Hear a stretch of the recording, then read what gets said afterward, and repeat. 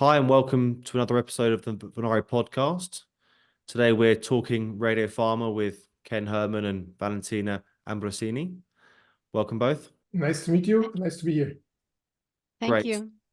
Thank you so much. So the reason this episode's come about is really about an article that you two co-wrote talking about the talent challenges that are facing the nuclear medicine field, particularly in Europe. And I thought that given you two the prominent authors here, that we'd discuss it a little bit and get into the implications that you raise. Can you just give us a bit of background each to your history and indeed why you thought it was important to write about this topic? So maybe I can start a little bit. As you know, radiopharma is a very hot and very popular topic currently. We have now at least 2 therapies which are approved. And I think we face now one of the big challenges really to make this therapy widely available. What is very often called like the successful scale-up. And we, as part of the E&M Oncology and Diagnostics Committee, we discussed very profoundly what are the key drivers, the key potential hurdles. And there are actually 3 topics, right? One, of course, is the patient referral, making sure that all the patients know that this therapy exists. Second one, as always, is money, so reimbursement, but also making sure we don't break the healthcare systems.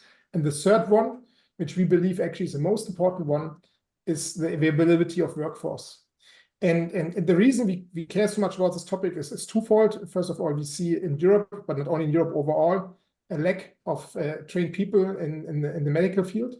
And this one thing, we have an overall arching, we see that the patients, that the medical workforce is getting older. So we see there the need to attract young people. And the second thing is nuclear medicine is now a growing field. So we have 2 pull factors. We have to renew the older people, and we have to actually grow bigger as a specialty. And this is one of the reasons why we in the Oncology and Diagnostic Committee decided we should really discuss and better understand, also with all the Generation Z changes and the different behavior, the different emphasis on work-life balance, to understand how can we get young people, and especially also the good young people, into our field. And this is how everything started. We had a little meeting. We invited 5 young people from 5 different countries and interviewed them and quizzed them. And after the meeting, which I was very pleased to hear how they reacted and what we learned, Valentina came to me and said, Ken, we need to make this bigger. 5 is not enough. We need to know more. Mm-hmm. And Valentina, I think now is a good moment to understand a little bit what drove you to push us to do this. Actually, what I think was the first aim was to try to understand what we could do to improve the participation of young people into nuclear medicine in specific, and likely to correctly support those younger colleagues who wish to be more involved in research. This is why we promoted this survey that was an anonymous survey carried out across a period of a couple of months, in which we tried to ask a question related to what are the expectations of the young colleagues.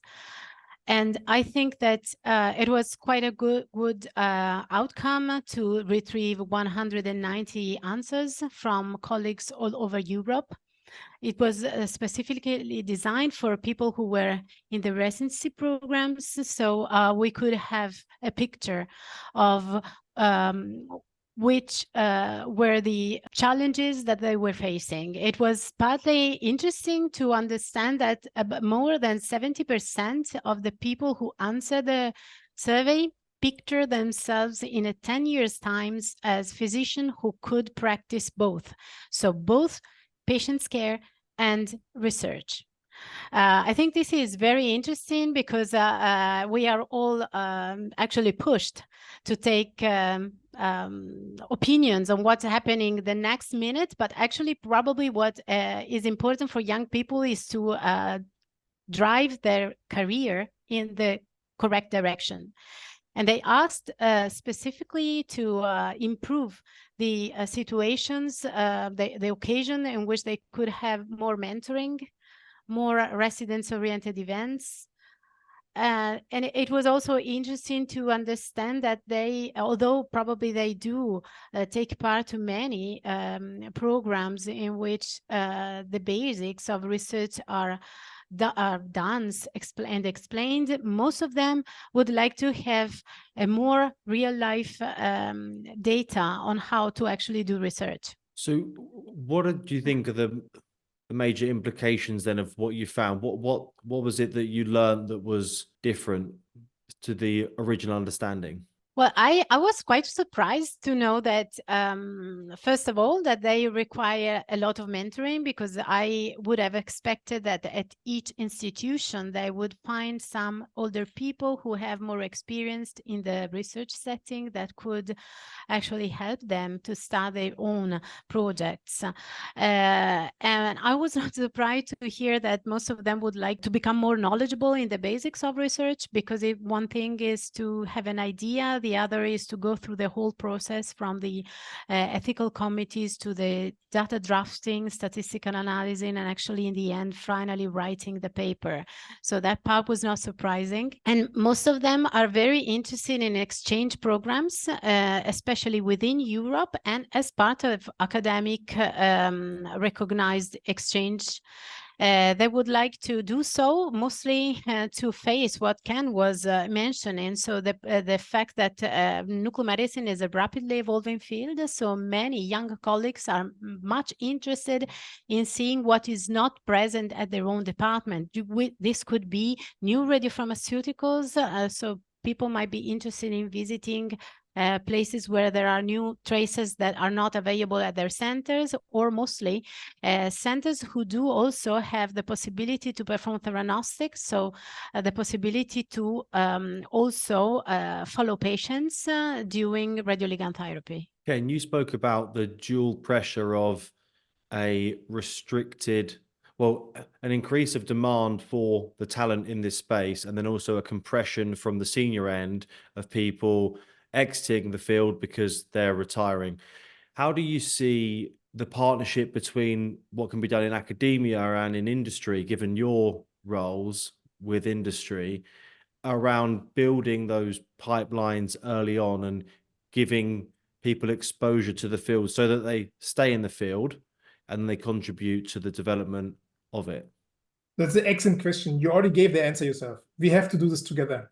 But to understand how we can actually do this together, industry and academia, is to really, first of all, acknowledge what is the real challenge, right? And the first acknowledging is important, I think. It's to realize that the dynamics have shifted. So when I was young and was a resident, there were like 5 or 10 people applying for my job. And I was happy to get the job. And if my boss told me to stay till midnight, I would have stayed to midnight. And now things are completely different. People can choose. So we have to now actually compete for people. We have to make the job attractive. We need to understand what we need to provide them to join us and to stay with us. And like you said, is the problem and the challenge is too big to think that we as academic partners can do this alone. We can only do this together with industry. The reason why I believe we can and have to do this together is because we really want to grow the field. And we need to grow the field in all areas, right? We need to grow the field in clinicians, just giving approved therapies. We need technologists, we need nurses, but we also need researchers. We need to get the next generation of radiopharmaceutical developments, which very often either originate from academia or from industry-paid research within industry. But in the end, we both together have to attract the people and get the people, and then most important, make sure that we succeed in that the people stay in our field.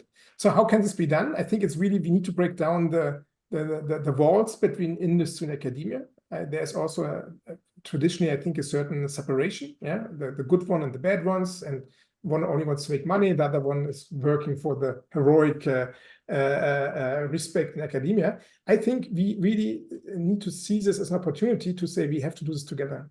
And we need strong and knowledgeable people, both in industry, but also in academia. And technically, most likely, we also have to have a certain area where we bridge academia and industry. So we see more and more people who might have, let's say, a role in industry and in academia to actually come up with what the new generation expects us to provide them, which is access to research, still a good quality of life, real of life, not of work.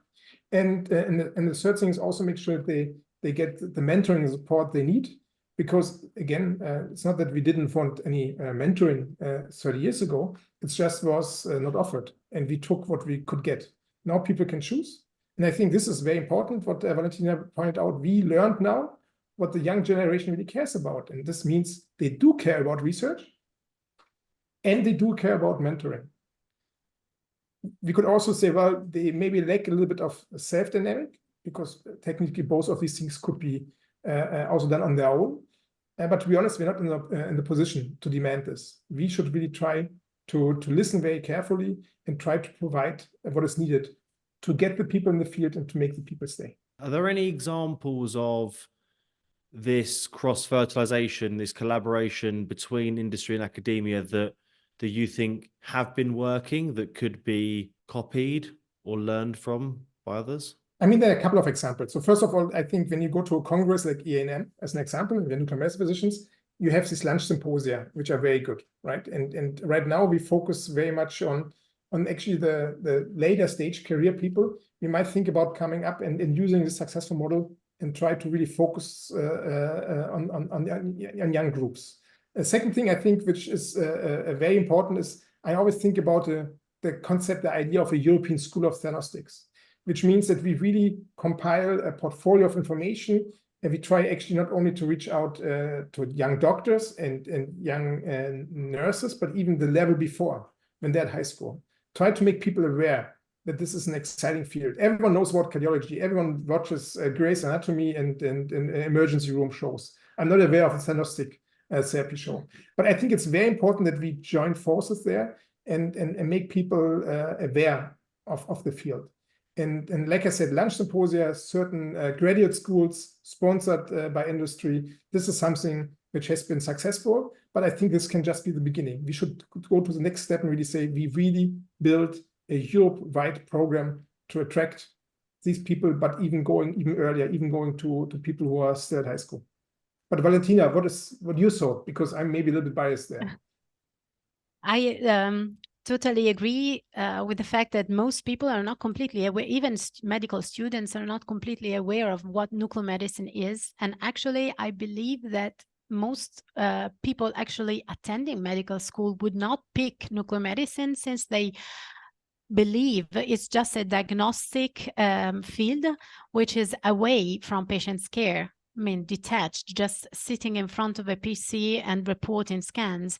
But on the other hand, what the last 20 years of nuclear medicine clinics showed us is that there is a broad new field approaching nuclear medicine, which is the possibility to combine the diagnostic to the therapeutic part. So we know that this field will emerge, and a lot of positions will be also required to have nuclear medicine physicians who are actually experienced in treatment, not only in the diagnostic part. So I think that it's good, as Ken was mentioning, to increase the awareness of young students of the possibility of a career in nuclear medicine.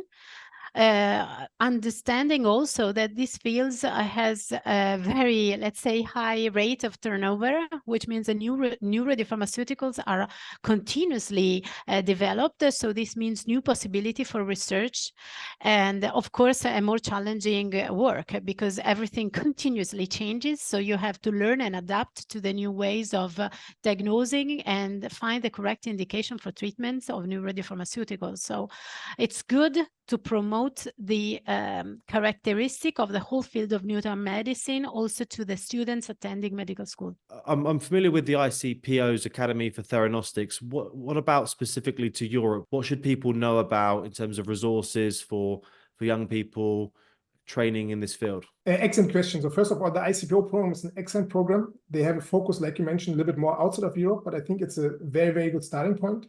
Within Europe, we have as a starting point the Erasmus Plus project called RLT Academy, which is currently rolled out. Actually, it's a multi-step approach, which includes, first of all, online training modules. Will also give access to a limited number of people to really go to different centers to be exposed, what Valentina previously mentioned. This has been quite a success. We are currently trying to apply for funding for a so-called European School of Diagnostics as part of an IHI grant. By the way, the deadline is today, so fingers crossed. Good luck. In addition to this, I think education training is really the mainstay of E&M. E&M as a society has the obligation, the duty, but also the competence to really drive this in Europe. And I can tell you without telling you too many details, is that they are heavily working now to translate what was learned in the RT Academy and to bring to a higher level. And I'm very sure that in the next weeks or months, we will see a more global, European global approach to do this. That's fantastic. It's certainly required. As people that have been in this field for some time, what advice would each of you give to someone who is interested in career in nuclear medicine? Say someone who is in high school or thinking in their undergraduate in a clinical program or in a biology kind of basic research field. What advice would you give to someone who's heard of nuclear medicine but doesn't know about it too much? I think that what I would recommend is to study, because students should do that. And even residents should not settle for what is the minimum that they can do. They should study a lot to understand what are the potential possibility, and then to get in contact with worlds in which things are actually done.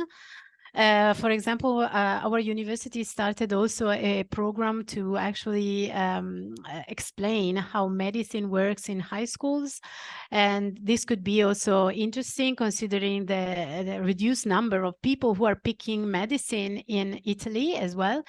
There are a lot of residency programs who have actually gave scholarship to a lower number of residents as expected. And this means that medicine is not viewed as appealing as it was in the past, probably because, as Ken mentioned, there is much attention on the quality of life, which is currently not completely guaranteed to be very fulfilling outside the workplace. But I think that there is much to be done in that section as well. So my first suggestion would be to study, to understand very well what nuclear medicine is about, and then to let your curiosity and interest flow, because there is a lot to be done, and we need young people who are motivated to complete research, not to just start it, not to just go to a conference just to present something that has been done by others, but to portray a complete program, a complete little small project that has been designed. The idea is of a resident and is portrayed from the beginning to the end from someone by his own.